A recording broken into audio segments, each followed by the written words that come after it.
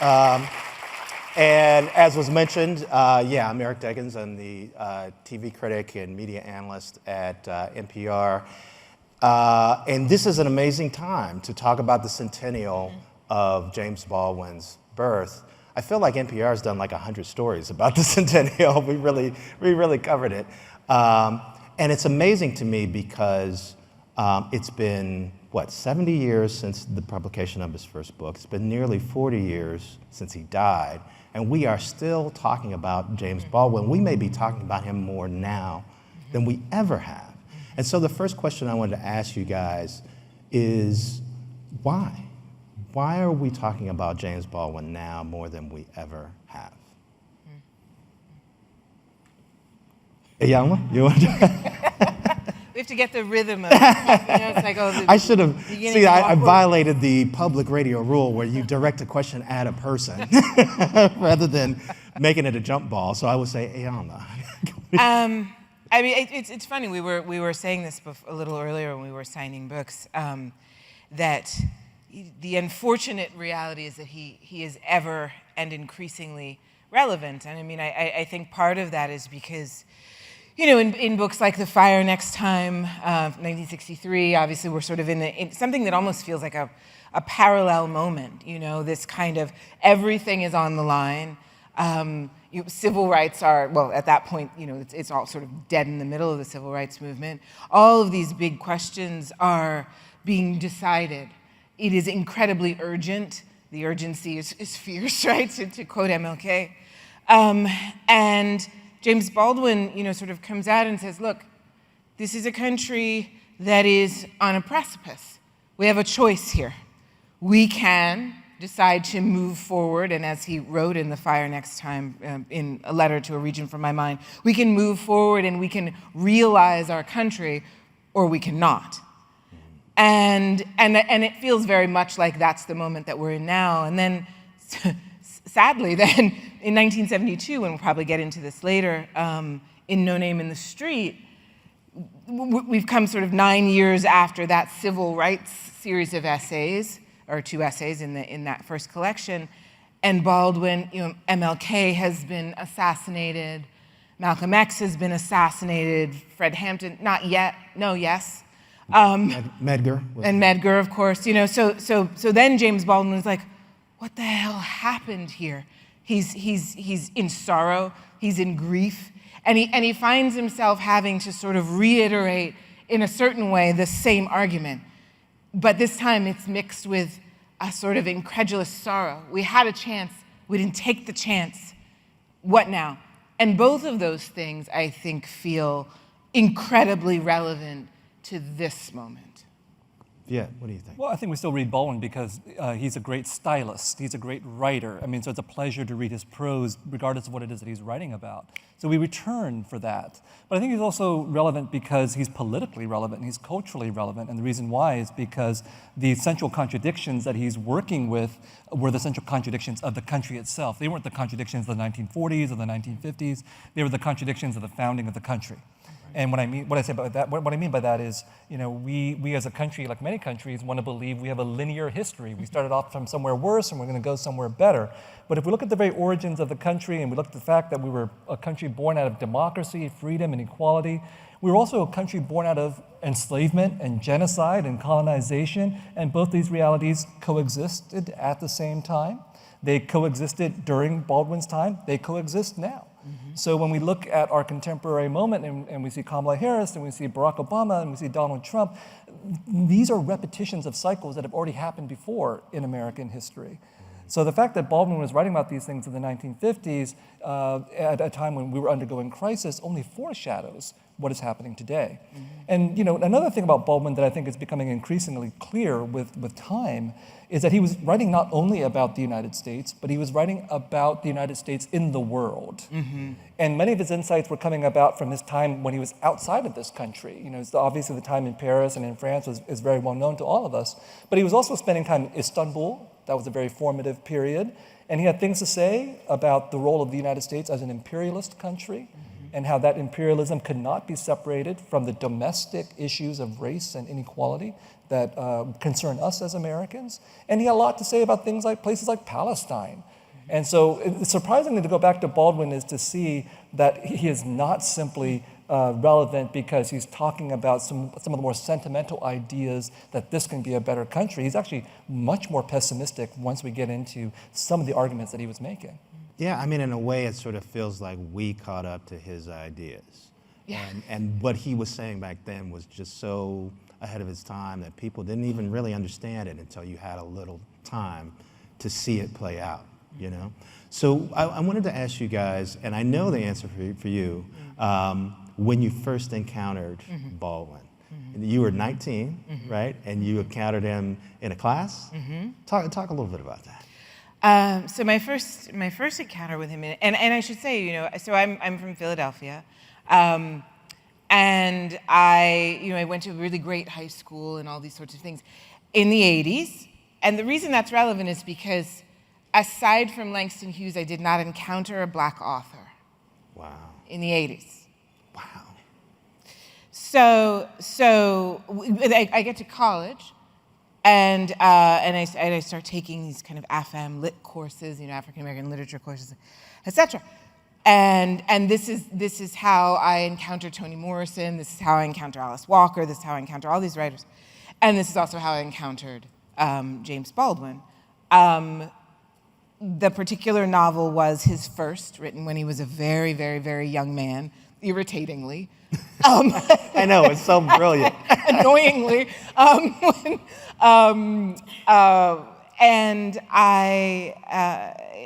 It was, he grew up very religiously, famously so. He was a child preacher in a Pentecostal church in Harlem, where he grew up, and then of course he also equally famously left the church and had a very contentious relationship with it.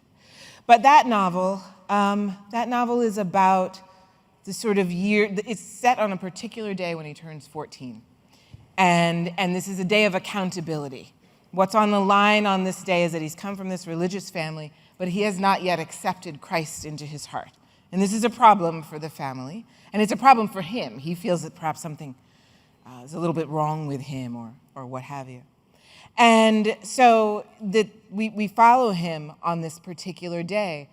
And in the course of following him on this day of accountability, we meet his family, his father, his mother, his aunt, and we learn about the ways in which these people found their way to the church. It's mingled, it's fraught. The church is both a place of solace and comfort and safety, as much as it is a place of a kind of imprisonment. It is a weaponized religion in his father's hands. And this was all significant to me because it was sort of my own experience in many ways as a young person growing up in a very, very religious family. Less the weaponized part, but certainly the sort of centrality of, and strictures of a very, very harsh religious upbringing. We didn't play cards, we didn't dance, we didn't go to the movies, we didn't drink alcohol, you know, all these sorts of things. And so in a way, and then of course James Baldwin becomes James Baldwin, right? So by the time 19-year-old me encounters this book, he is already the storied thinker and writer and artist that he is. And I sort of scribbled around my little poems when I was in high school, United. And I don't think that I understood that it was possible for me to become who I might want to become, not just by virtue of race, also by virtue of class. You know, that novel is very much about class. The Grimeses in Go Tell It on the Mountain, they're a poor family. We were a poor family. So it was this sort of process of, it almost felt as though we were in this kind of conversation, you know, that we were sort of, that he was whispering in my ear about all of these things that it didn't seem that anybody else could know, and a future that I had not necessarily understood could be possible. So do you think that you realized you could be a writer, a serious writer, after reading that? I think I understood that it was a possibility. I think more than that, what I understood was, I think that I thought that in order for me to become a person who was a thinking artist in the world, I think I thought that I had to abandon with deep scorn every element of the religious kind of environment that I had grown up with. And of course, Baldwin's, and I'm sure we'll end up getting into it, but Baldwin's relationship with the religion of his childhood and his relationship with the church in general was really complicated. He had a lot to say about its harms and its weaponization and its recruitment to most of the bad stuff the West has done in the last 2,000 years or so, right? But he also had another sense of it as being sort of valuable to him as an artist and valuable to him in some other ways. And so I think that one of the things that happened was that it wasn't so much that I understood that I could be a writer. I think that was part of it. But I think what it helped me understand was that I didn't necessarily have to jettison everything about what I had known and the people that I had known in order to be a thinking, discerning person in the world. Yeah. When did you first encounter? Pretty much roughly the same time. I mean, I went to school at UC Berkeley, and I wanted to be a writer, and I also wanted to be an activist. So I'd come from this very sort of elite white education, and I went to Berkeley, and I discovered that I was an Asian American, and that got me very angry and very upset. So I became an Asian American activist, right? Yeah, we love the hyphen. Yes. The hyphen is fun. Yeah. I mean, but it's very formative for many folks like me. But I was looking for role models, and so I was finding that in Asian American literature. But the other tradition that was really powerful for me was Black writing, Black literature. I was reading a lot of Black writers, and James Baldwin was among them. And I'm pretty sure the first book by Baldwin that I read was Notes of a Native Son. It's a collection of critical essays where he's really establishing his critical voice and his place as a Black writer in the American tradition. And the opening essay of that book is Everybody's Protest Novel, where he takes on Richard Wright and Harriet Beecher Stowe, Uncle Tom's Cabin, and Native Son. And of course, he has very harsh things to say about the protest novel and those two books in particular, and Richard Wright. There's a whole lore that's built up around the conflict between Richard Wright and James Baldwin.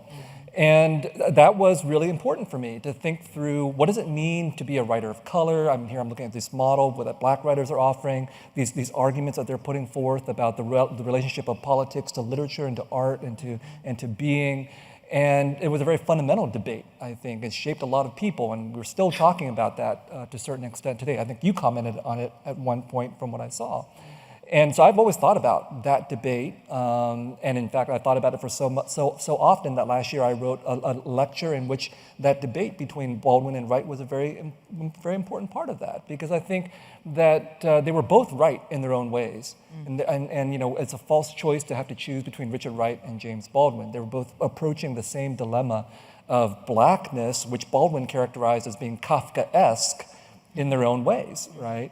And if we look at the long evolution of their careers, Baldwin was probably actually moving closer to Richard Wright's trajectory that he was critiquing by the end of Baldwin's life. I mean, Baldwin was becoming more conscious of the international arena, more focused on issues of decolonization that Richard Wright was also dealing with in the 1940s and the 1950s. So that was a starting point for me, looking at the young Baldwin and then moving on from there to many other later works.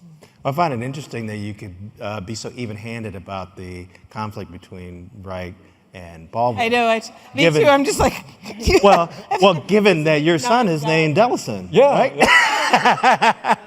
So I'm like, oh, okay, this is an even-handed guy. But one of the things that I find interesting is that what I think Baldwin does really well is highlight white America's hypocrisy on social issues, right? Especially race. And you often highlight America's hypocrisy in terms of imperialism. And you've talked about how America is the empire that pretends to not be one. And that sounds like something that Baldwin could have written. Yeah, and I think, okay, so I was born in Vietnam. I came as a refugee from the Vietnam War to the United States, and I grew up in a very anti-communist Vietnamese refugee population that was also deeply, deeply Catholic. So some of the agony that Baldwin is describing that you have talked about around religion and the community are things that I have felt too, especially since I felt to be a part of this Vietnamese refugee community. My parents raised me to be an anti-communist Catholic, and I came out a Marxist atheist. So how did that happen?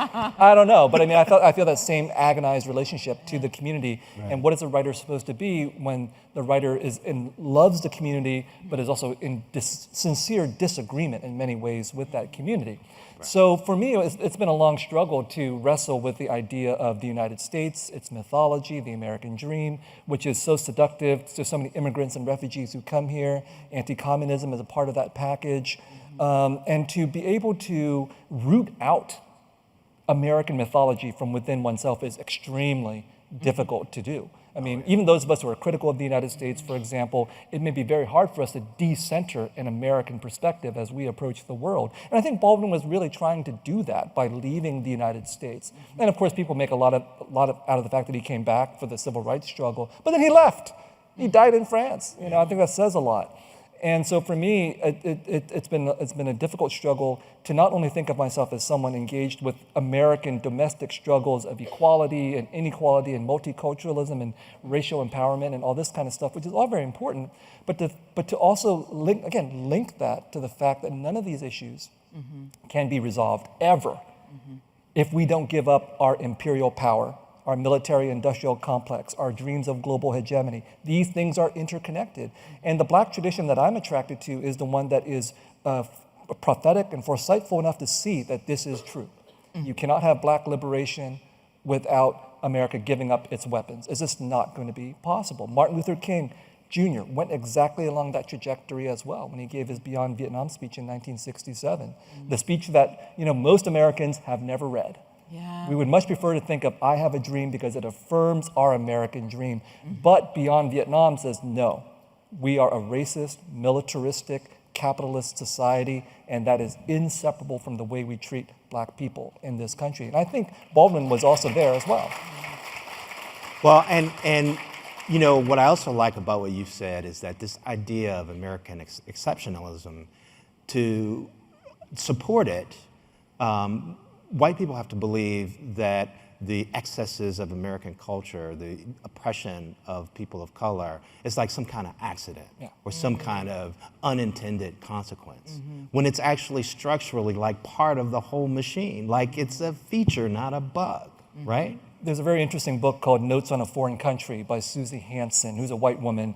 And she takes inspiration from Baldwin. She was turned on by Baldwin, and so she discovered that he had spent time in Istanbul. So she went to Istanbul, confronted her whiteness and her Americanness. And what she says is exactly what you say, that Americans persist in believing in their own innocence. They cannot give this up. So somehow we acquired an empire. How did we acquire an empire? We don't know. It was just a bunch of happy accidents. Yeah. Like, what did William McKinley say? Well, God just dropped the Philippines in our laps. What are we going to take? So it's like, by accident, we have an empire. But, if you look at Baldwin, if you look at what Susie Hansen is arguing, no, we've made a series of very strategic decisions throughout our history that we're going to conquer and acquire territory and people. And most Americans are in a serious state of denial about how fundamental that is to the United States, which is how we ended up in Iraq, Afghanistan, just accidentally. No, this is a trajectory of the United States. I mean, Baldwin calls it that word innocence. That's the word that he uses in The Fire Next Time. He says that the problem with America is this assumed innocence, right? And that he says even, it's in a letter to my nephew, and he's talking to his nephew, for folks who haven't read that, about the sort of the world that awaits him on his nephew's 15th birthday. And one of the things he talks about is this sort of, this, not just the fact that there is this kind of corrupt and hostile country that is waiting for him, but that perhaps the greatest crime and the greatest obstacle to the country ever becoming less corrupt and less hostile is the fact that it insists upon this innocence. And he says the innocence is almost the greater crime. Right. So I wanted to ask you too about Baldwin's ability with language.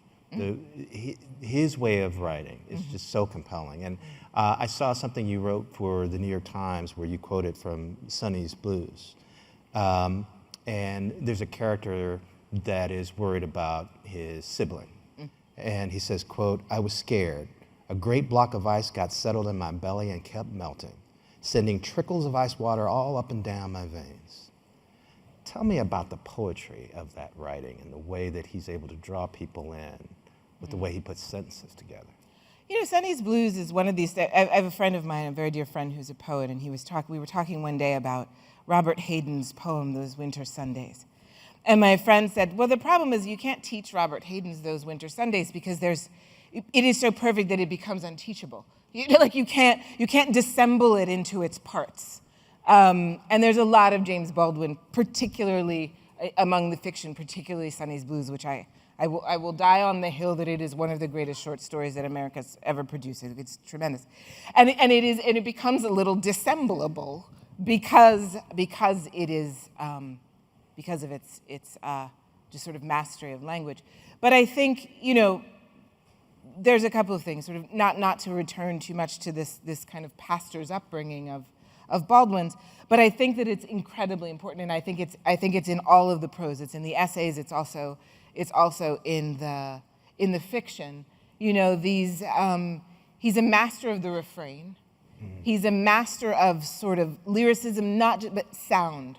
You know, you can read Baldwin aloud very, very easily, and you sort of find yourself in a certain kind of a cadence. He's very tuned to tone, to rhythm, and to sound. There's a musicality there, and that is especially the case in Sonny's Blues, for if folks haven't read it, is a story about two brothers, one of whom is sort of a more conventional type and a school teacher, and then this brother of his, whom he never really quite understands, who never can quite see, who is a jazz musician. This is also a story about art.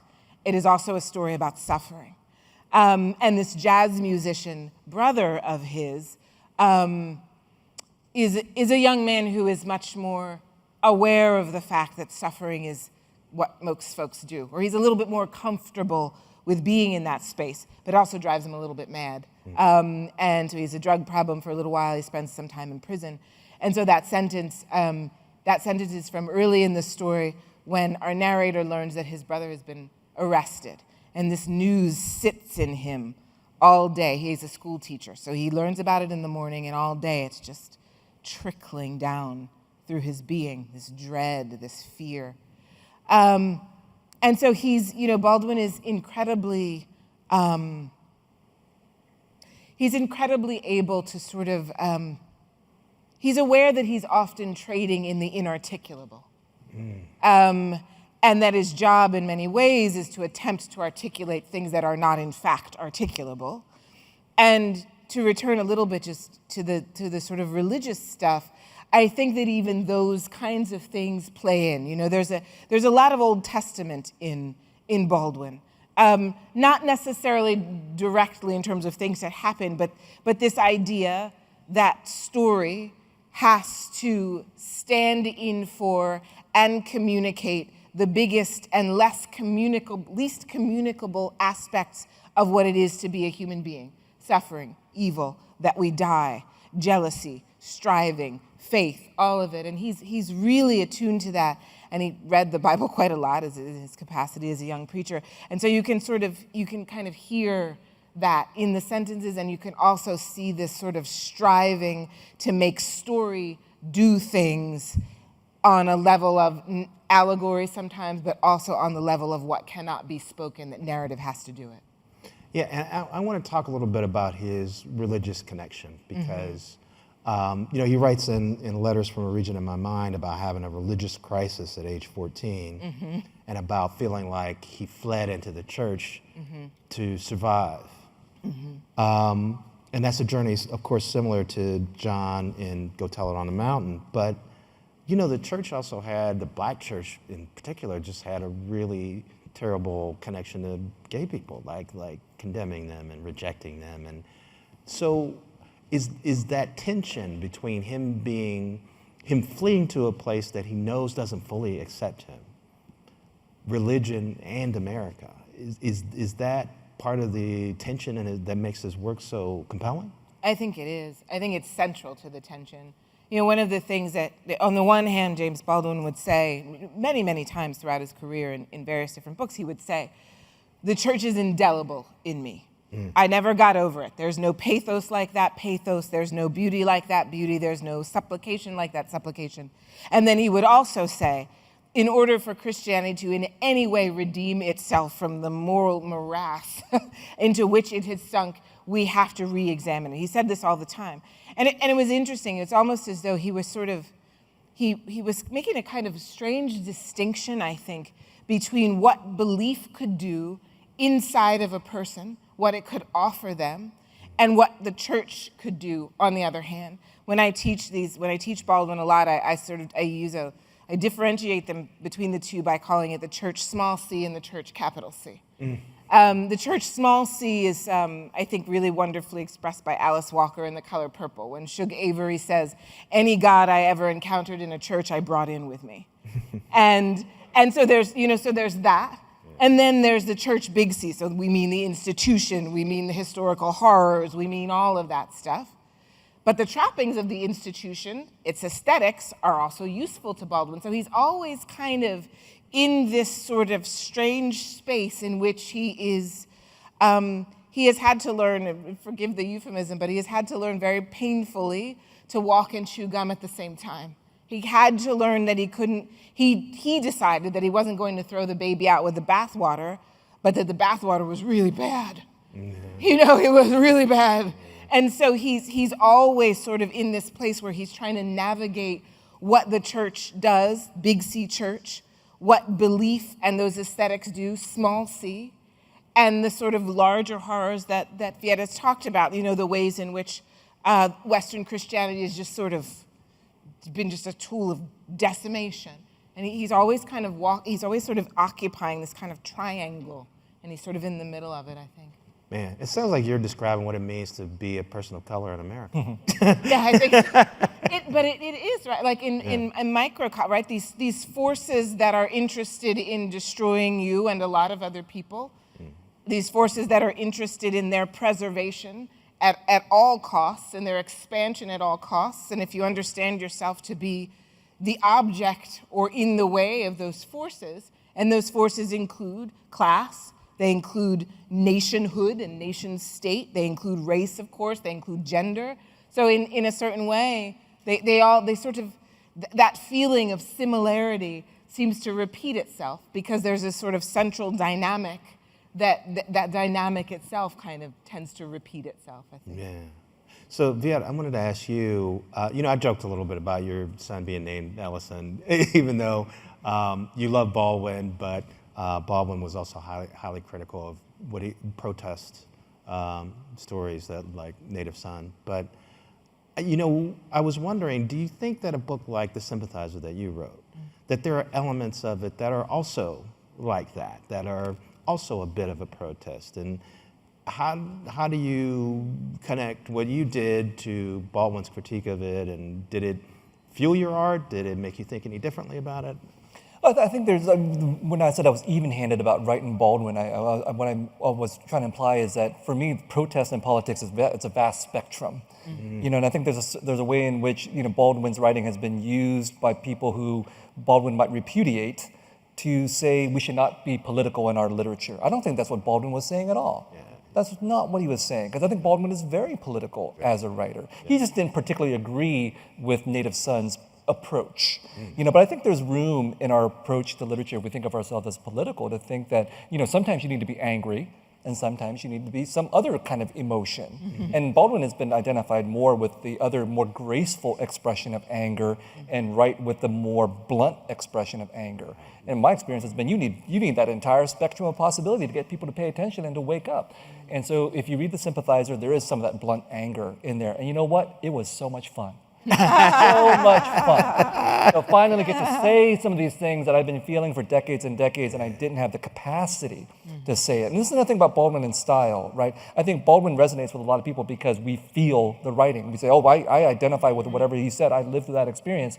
But it's not just enough to live through it. You have to be able to give expression to it. And that's what he was able to accomplish. Mm-hmm. And so, for those of us who are writers, I think we all hopefully feel deeply because the depth of the emotions is where the power comes from. Right. And no matter whether we're writing fiction or nonfiction, we have to tap into those emotions, and then we have to find the art to express them. That's what Baldwin was able to do, and write too.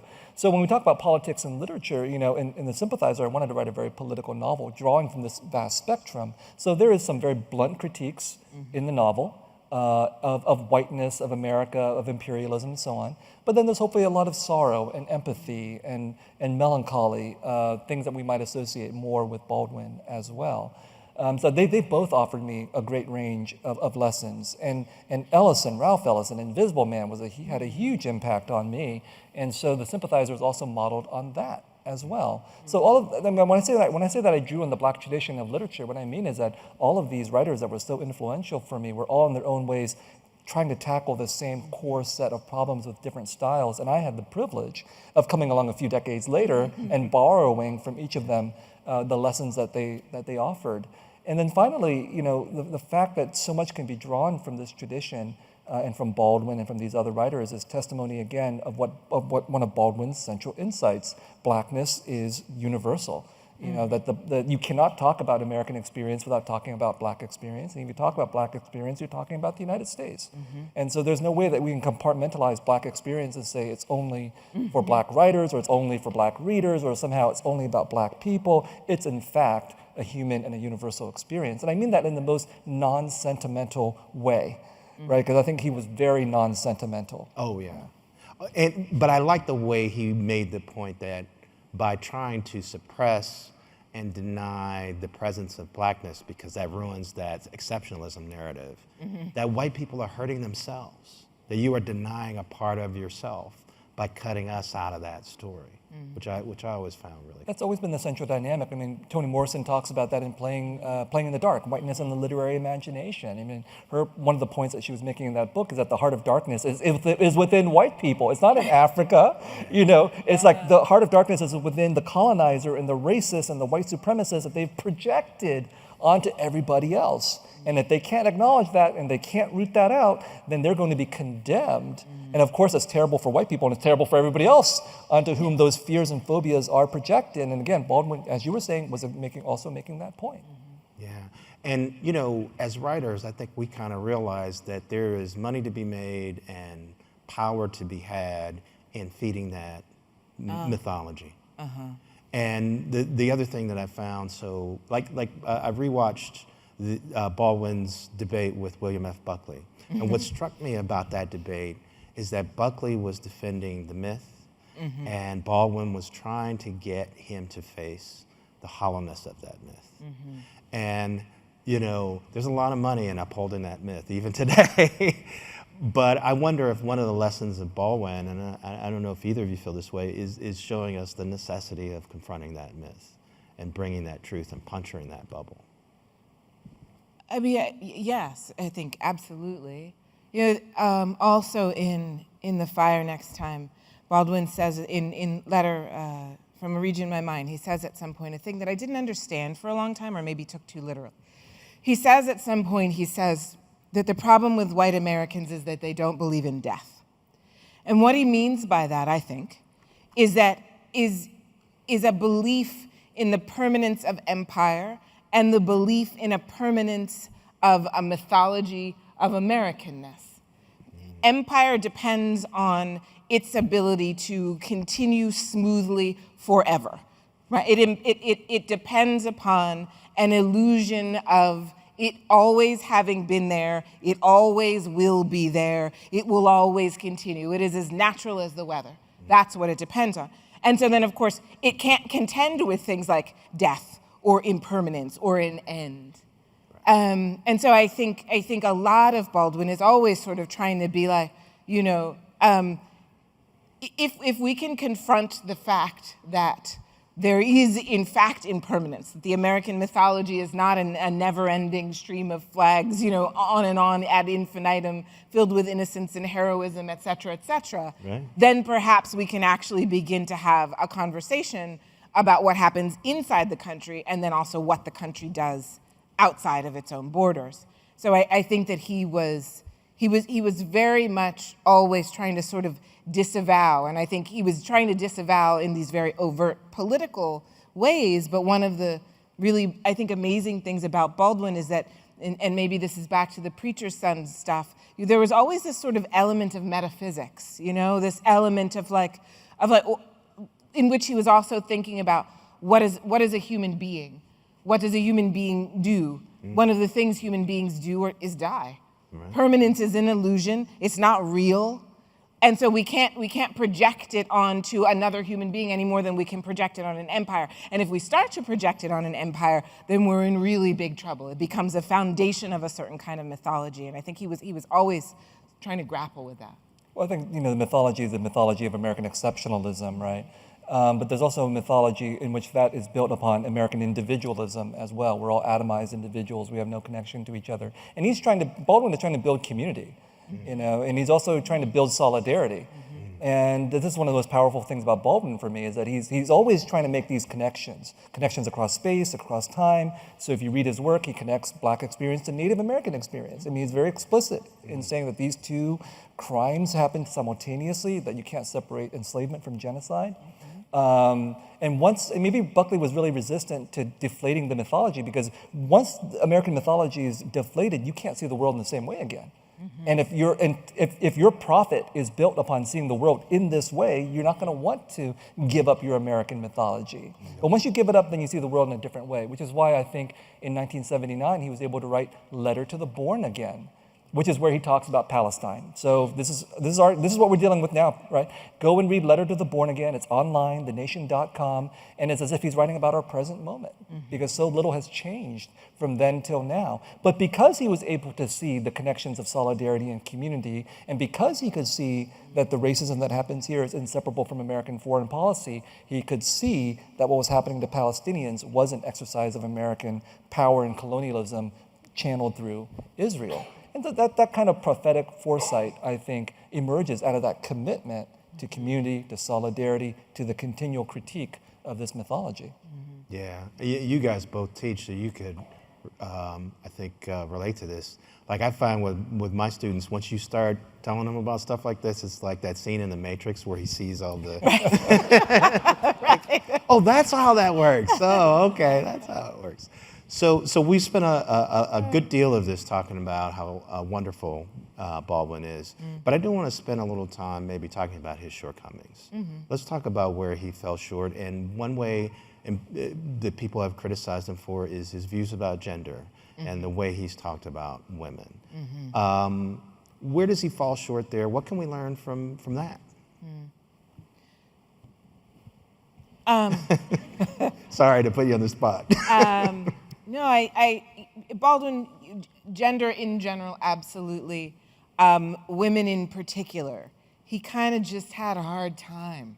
You know what I mean? If you can read, particularly in the novels, or we've already been talking about Sonny's Blues, because it's a great story, and it's a short story, so it's maybe a little easier to talk about for our purposes right now. It's about two brothers. That's fine. These brothers have a mom, and a dad, and one of the brothers is married, so he's got a wife named Isabel. And one of the things that happens is in these stories of multivalent fiction, right? It is talking about history. It is moving around in time. It is talking about the contemporary moment. It is talking about art. It is talking about the role of the artist in American life. It is, it's doing all these things. These characters are sort of loaded, right? Like they're functioning on all sorts of levels, but the women aren't. And that's a thing I think that happens a lot in Baldwin. The mother in this story in Sonny's Blues, she gets a little tropey. A little bit tropey, right? She's sort of the carrier of the ancestral pain, right? So she's the one who sort of tells the story that something actually spoilers for people who haven't, something bad happened. How old is the story? You can't spoil a story that's decades old. I feel like people might encounter it, and I just want them to sort of encounter it as freshly as they can if they haven't read it yet. Something very bad happened in the past with his father, with the father of the young men in the story. So she sort of carries that, and she tells the story. But, it gets a little wading in the water. And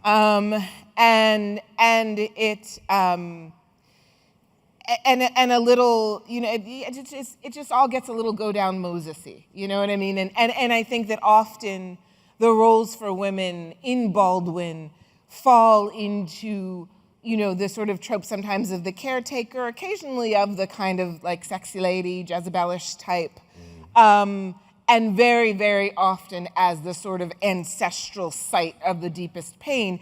And while the thing about tropes is that sometimes they're true, but the way that we make them is that we layer them, right? Like you make a character who isn't just that. They're that and. That's the job if you're a fiction writer. All those ands. And I find that with Baldwin sometimes, with women, there just aren't enough ands. Yeah. In letters, he talks about girls going, about black women going straight from being girls into being matrons. You're just sort of like, It's intense, yeah. Like first they're sort of little girls, and in Fire Next Time, they're kind of little girls hanging out, Yeah. just like and then the next thing you know, they're sort of wagging their finger at the young man, trying to make him go to church, and then the next thing they're either the church ma'am or they're a prostitute. Yeah. Right? That's what you're doing. that's what you And it's a little, it can get a little like, oh dear, of a man of such intense insight, Yeah. preternatural ability to see. Those things become, I think, a little bit more glaring. Now, for those of you who've been sitting in the audience going, man, I could ask better questions than that, you probably can. And we are going to take them. So why don't you start gathering at these mics. I'm going to ask one or two more questions of these folks, and then we're going to get your questions involved as well. Vet, I was wondering, you want to say anything about that? Oh, I want to quote Hilton Knowles. He wrote an article on James Baldwin in the New Yorker in 1998, and his critique, he has many critiques actually, so you can go. So many.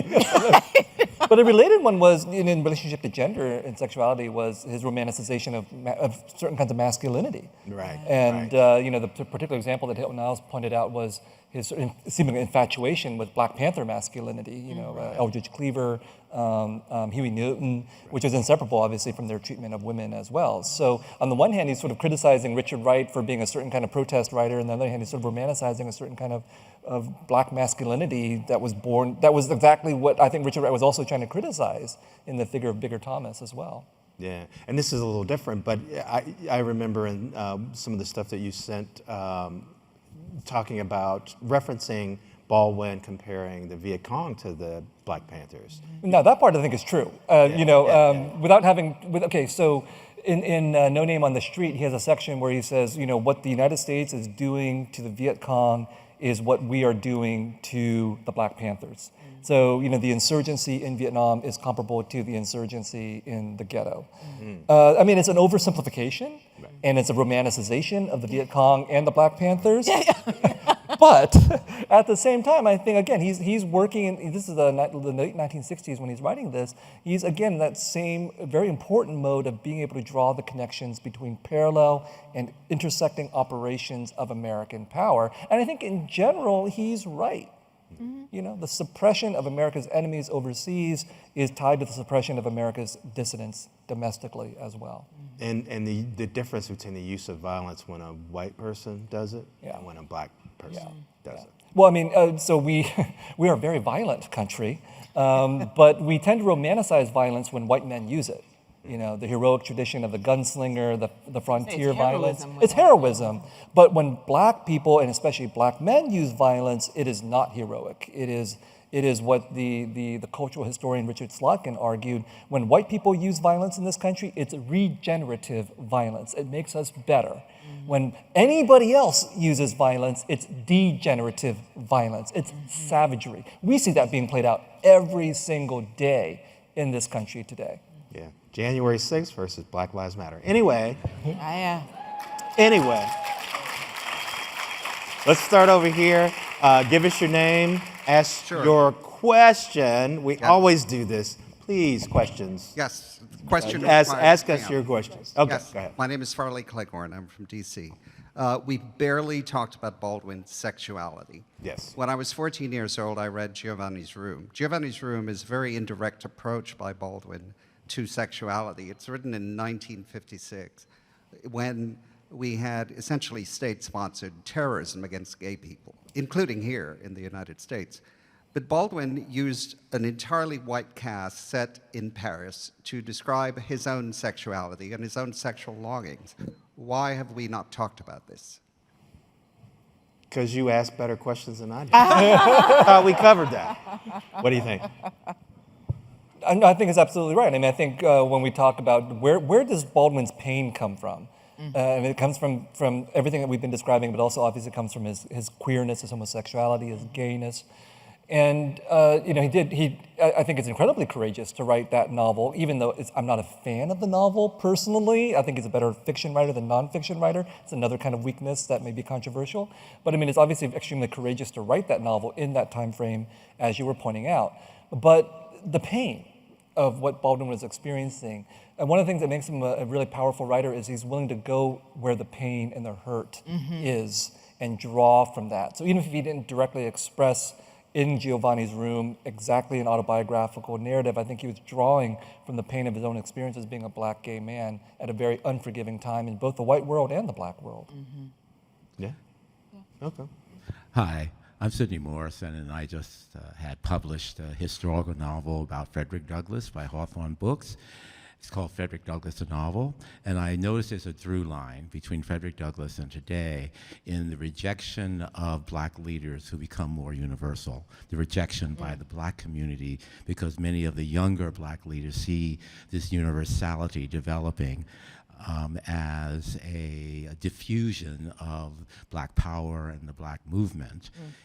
My question is this: when these leaders, Frederick Douglass, Martin Luther King, James Baldwin, when they, Malcolm X, when they all become more universal in their perspective about empire, about war, about justice, is it possible to break this cycle of rejection that is a part of the black experience of these older, or in some kinds wiser men and women who see that we can't stay within one lane if we're going to have justice in this world? Or is that just inevitable, that these people who become more universal are going to be rejected by those who feel that if you get universal, you lose power in your individual cause? That's my question. I mean, I think the word universal is an interesting one, right? Because I think you sort of described a trajectory that most of the great leaders of that era kind of find themselves on, right? It's that you begin to, Martin Luther King said very explicitly that there were sort of three essential evils in the United States, and they were race, class, and militarism. Malcolm X was assassinated before he was going to bring human rights charges against the United States in the UN when he was sort of preparing to do that. So, and then obviously James Baldwin's trajectory, et cetera. So I guess I think it's how do I say this? I think that there's a sense in which it isn't, sometimes younger activists feel perhaps as though something is being left behind or unattended to, when in reality what is happening is that there's an understanding that there is sort of a nexus of evils, if you will. It sort of sounds like something from a superhero movie, but anyway, and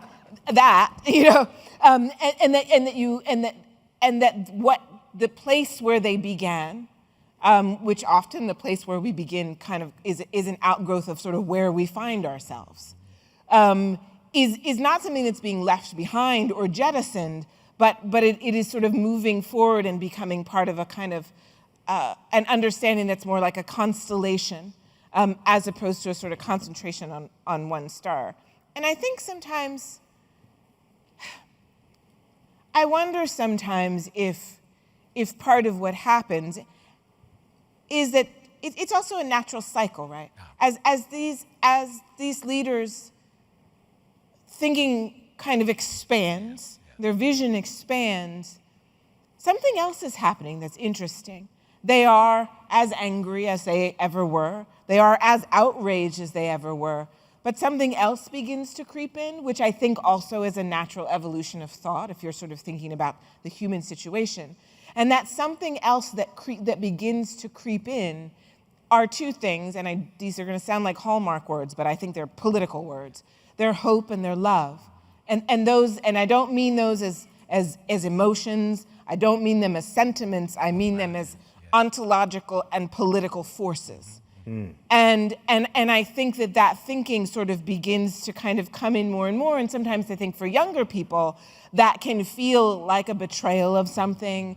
It can feel like anger is the only place that we're supposed to be, or that you got to choose. You can either think about love, or you can think about rage.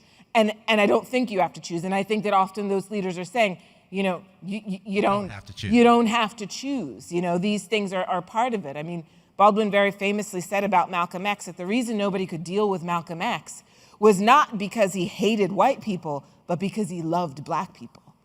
And I think, and that's the sort of love that I'm talking about. And I know that doesn't really quite answer your question, but it also just seems like a kind of, kill your fathers and mothers cycle, right? Which is part of what's happening in everybody's protest novel, right? He's got bones to pick, but he's also like, this guy, he's a young man, so I think it's part of a cycle as well.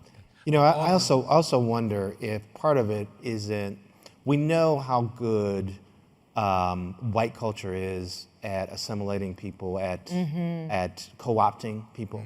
And I wonder if there isn't a very natural and reasonable suspicion that once that message gets more broader, that they're getting co-opted. And watching that Buckley Baldwin debate, what struck me was that I don't think there were any other black people in that room but Baldwin. Yeah. And I was just thinking to myself, man, I mean, I love the points he's making, but he's making them to a sea of white people. And he's living in France.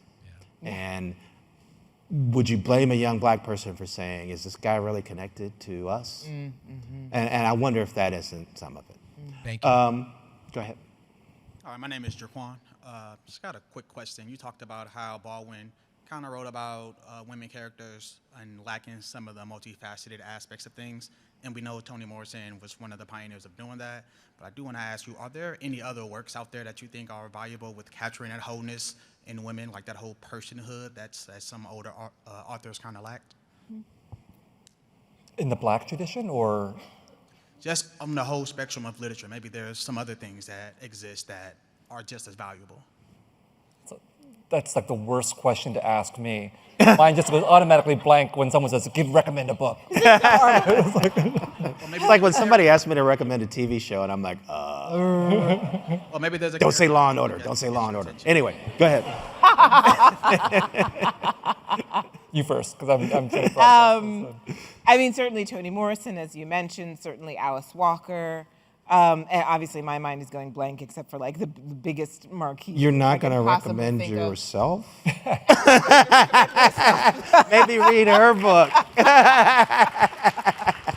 I mean, black women in particular, poor black women, are kind of my subject. So they're, but I think a lot of these, if you're looking for things that are maybe like also a little bit older, I think a lot of, Toni Cade Bambara, like these kinds of writers, June Jordan, like these folks that were kind of in that milieu, I think are amazing. If you're looking for people that are not exactly contemporaries of Baldwin's, but not uber contemporary, sort of the right now. Okay, now you've prompted my thinking. All right, so Zora Neale Hurston, right? Oh, And she's fell out of the whole debate. I feel between bad. Right and Horrible. right and What's wrong. wrong with So that's why you I'm need sorry. you need to go first. See? It happens to all of us. Sorry to put you on the spot like that. Anne Petrie, The Street. That novel's still. And in y'all ways asking as much well. better questions than I. That's awesome. Anne Petrie. Yeah, Anne Petrie, The Street. Okay, thank you. Yes, ma'am. Hi, Just move it towards your mouth a little bit. There you go. Hi, my name's Carolyn, and I think I've so far really resonated with so many of the conversations on contradictions, of immigrant communities, of the country we live in, even of Baldwin himself and other similar authors. And I suppose as you're moving closer to the imperial core, talking about these sorts of things, or a lot of these authors becoming, anti-imperialism is so popular now, talking in pop culture, TV shows. What are the things you keep in mind, looking back on these authors or working on things ahead and trying to make sure you're not being co-opted into that core? Like, it's kind of a strange contradiction that we are experiencing right now. Anti-imperialism is popular right now? It's like, With the kids. wish it was more with the young kids. I Well, want the it to be kids. more popular. No, Haven't you seen all the Che shirts? Haven't you? But now it's in like TV shows, Yeah. books. It's yeah, it is. Well, I mean, going back to the question about, Baldwin being a black queer writer and how we barely touched on that. I mean, I think part of how you know that you're touching on the nerve of power, the exposed nerve of power is what people don't want to talk about, what people want to silence, what is literally unspeakable. And so what is that? That's going to vary moment to moment, right? And then we have to, if we want to be anti-imperialist, anti-racist, anti-sexist, we have to have the courage to put our finger on that nerve that no one else wants to touch.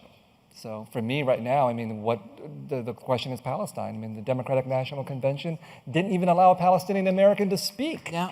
What are people afraid of?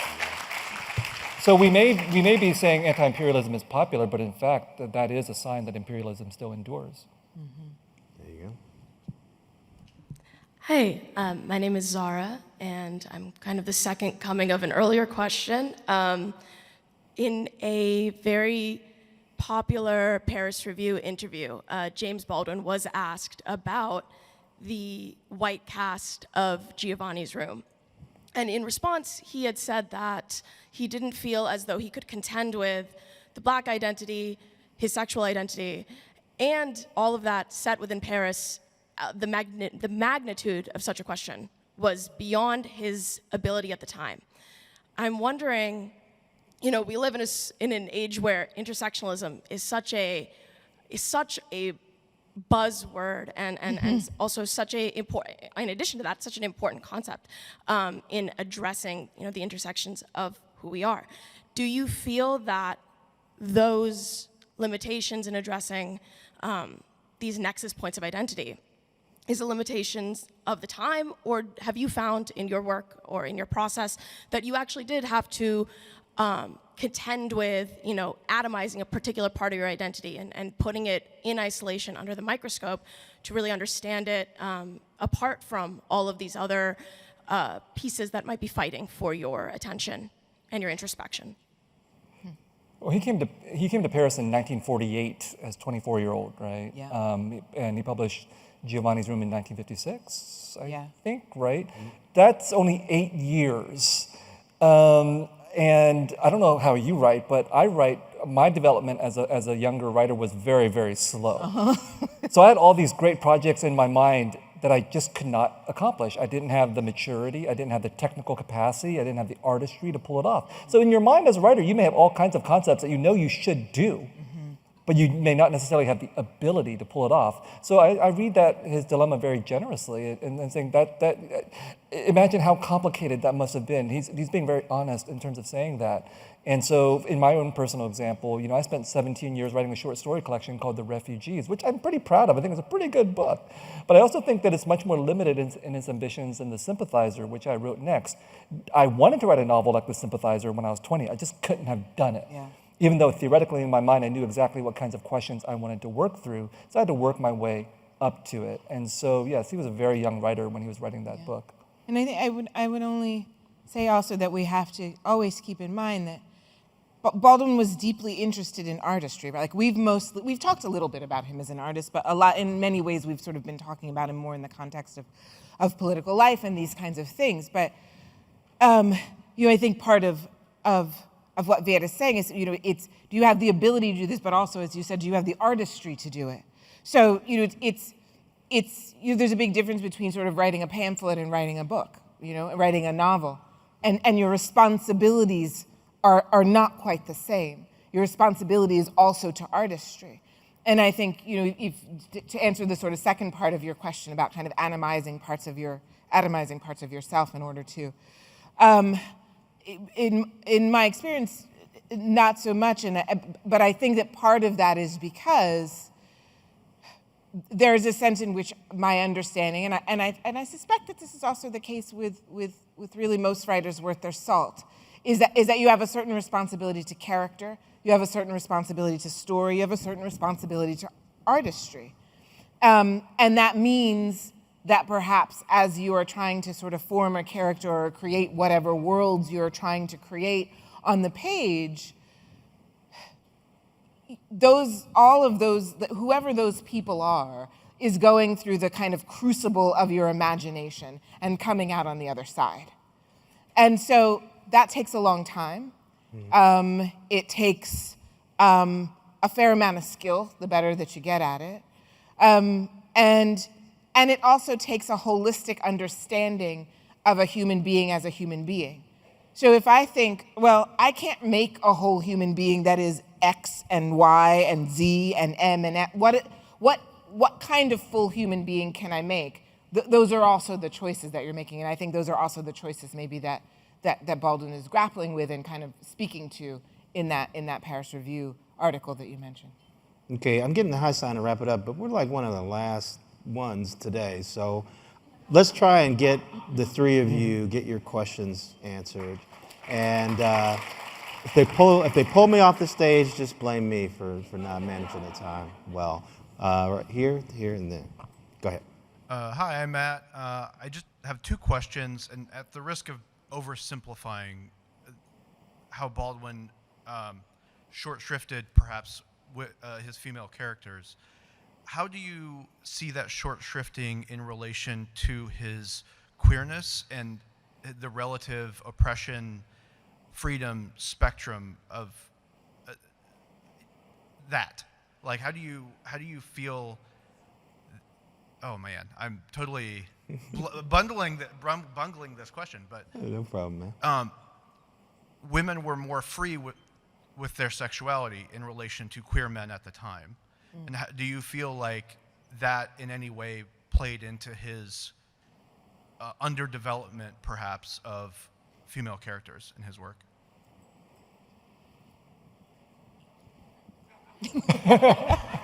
We're both like, Hot potato. You Who wants to answer. take that one? to my mind, this is maybe also an oversimplification. Forgive me, but it just feels like it a kind of not terribly complicated undercurrent of misogyny. You know what I mean? I mean, it's not that I'm saying that Baldwin was a misogynist exactly, but I think that in the evolved thinking of folks who are thinking about sort of the political arena, and these are the Martin Luther King's comment about how, which was very true, these three evils are militarism, class, and race, but notably gender's not in there. And so I think that those oversights are not necessarily tied to queerness per se, because I do think that sometimes when we're thinking about, particularly historically, but even now, sometimes when we think about queer men, we make assumptions about whatever sympathies they might have about women, and that is not necessarily the case. Mm-hmm. So I think that, I think it's just sort of the ways in which conversations about massive inequalities and injustice and the sort of nexus of those things leaves out questions of gender. It still does, and certainly then it absolutely did. So it seems to me that it has more to do that a little more to do that with that necessarily than queerness per se. What strikes me is we're so used to Baldwin producing forward-thinking work in the 50s and the 60s that stands up to where we are now on these issues. But we're talking about, when we were talking about that other work, it was a black man writing about white people in France in the 50s. I mean, that's an amazing thing to me, right? So I think sometimes maybe we expect a lot of him. We expect him to be writing, to have a modern take on gender and a modern take on race and a modern take on politics. He did a lot of that stuff, but some of the stuff, he was a guy who came of age in the 40s and 50s, Does that sound? Okay, we'll take you, and then we'll take you. So a question on Sympathizer. So during the time I was reading it, I was also reading Edward Said's Orientalism, and that kind of made me interested in this idea between knowledge creation and empire and how that's intertwined. So with that, I'm kind of interested in what was there anyone in particular that motivated the professor and the sympathizer, and then what's kind of the relation you see between Vietnam and the creation of knowledge for empire and currently the creation of knowledge for empire now?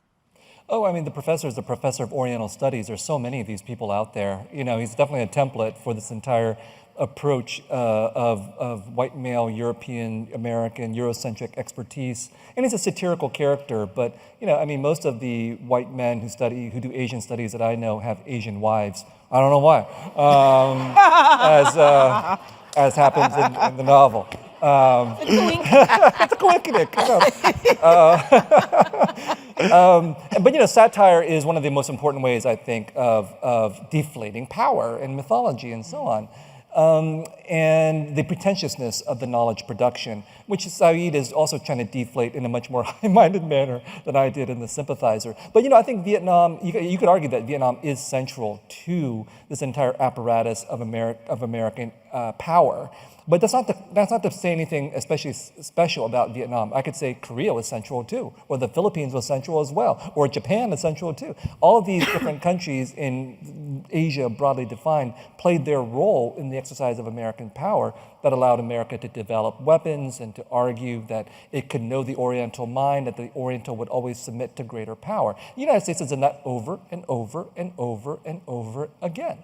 Right? So I think that Vietnam was central at the moment, and it's still important now because I think so many of the conflicts and discussions we're having today, in fact, can be directly traced back to the upheavals of the war in Vietnam. But again, it's not to say anything special about Vietnam because you could go back and say that was happening during the Philippine-American War as well. So what's important about this continuity is to not claim exceptionalism about any of these tragedies, but to acknowledge, as I think, again, we've been saying repeatedly about Baldwin, is that there's this long arc of history. It doesn't necessarily bend towards, what is the Justice. word? Justice, right? It could be true, or it could be continually being shaped by injustice as well. Yeah. I think it takes a little elbow grease to bend it towards justice. Yeah. Yes.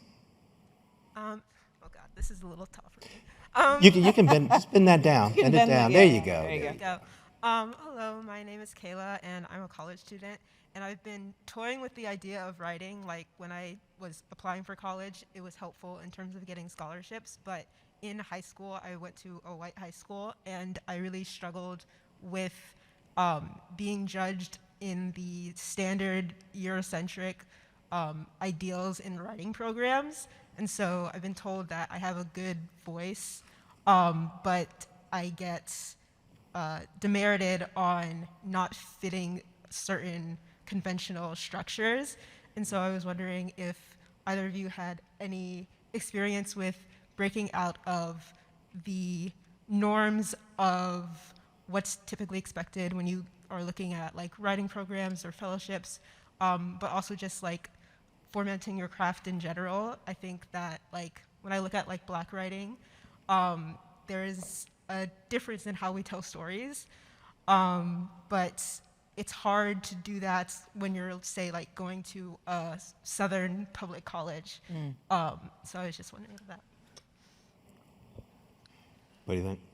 That's a great question to end on, actually. It is. Yeah. Well, I think I appreciate the dilemma that you find yourself in. I think so many of us as writers who find ourselves cast as outsiders or marginalized or others in some way have experienced that dilemma repeatedly.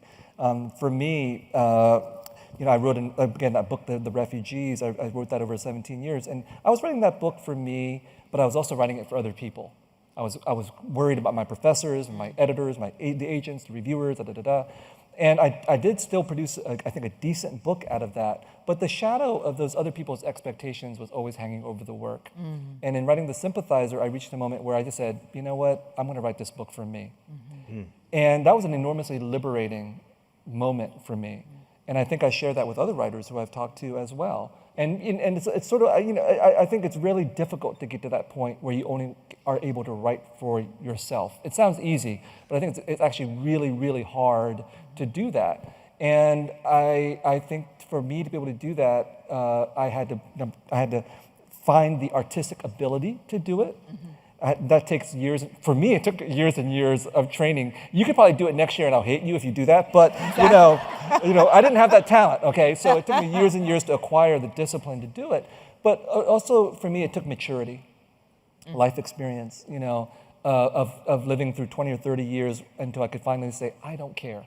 And it's really hard to say, I don't care when you've spent your life as a good student caring about what other people think. And that's the dilemma for a lot of people in different areas, but especially for writers. The whole, you spend your life going through school training to be a writer, which means it's really hard not to internalize other people's expectations, whatever those happen to be. And so for me to be a writer was decades of acquiring the ability and decades of unlearning other people's expectations. I would only add, you're going to be like, oh God, just really read. And read Yes. and read and read. And not just because it sort of exposes you to things and ideas, but it exposes you to the legitimacy of styles that have been discredited. And that's very, very, very important in helping you to sort of develop what it is that you have to say and getting to that place, both in terms of artistry and in terms of you're just going to do it, where you can sort of getting to that place where you can write whatever it is that you need to do. I doubt very much that I would have written a word if I had never read James Baldwin or Toni Morrison or any of these people, or Faulkner, or there's a bunch of people that I would, because these are, obviously with these others, we're talking specifically about things about identity, but either way, Faulkner's always kind of pushing boundaries of decipherability, really, sometimes.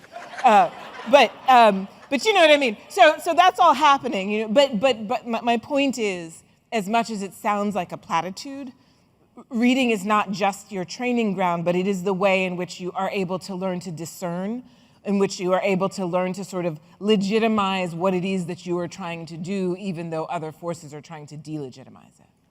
And I don't know if you guys have experienced this. I experienced this even in the reading of Baldwin that I was doing to get ready for this, is that it was inspiring me to think about putting words together in different ways. It was inspiring me to sort of tackle writing in different ways because I was seeing him do things that worked, and I was like, wow, maybe there's a way to, So that's one thing that can happen. But what comes with experience is that you try things and you figure out what doesn't work and you figure out what works, and you develop if you're really focused, you develop an idea within yourself of what works and what doesn't, and you are better at judging your own work than maybe other people are. And that takes time to develop. So you have to kind of believe in your voice, but you also have to be willing to sometimes admit when it leads you astray. And that's the hardest thing. That's what comes with experience. That's what he learned. That's what you learned, I bet. So anyway, that's my 5 cents. Thanks, guys, for sticking with us. Big hand to our authors now.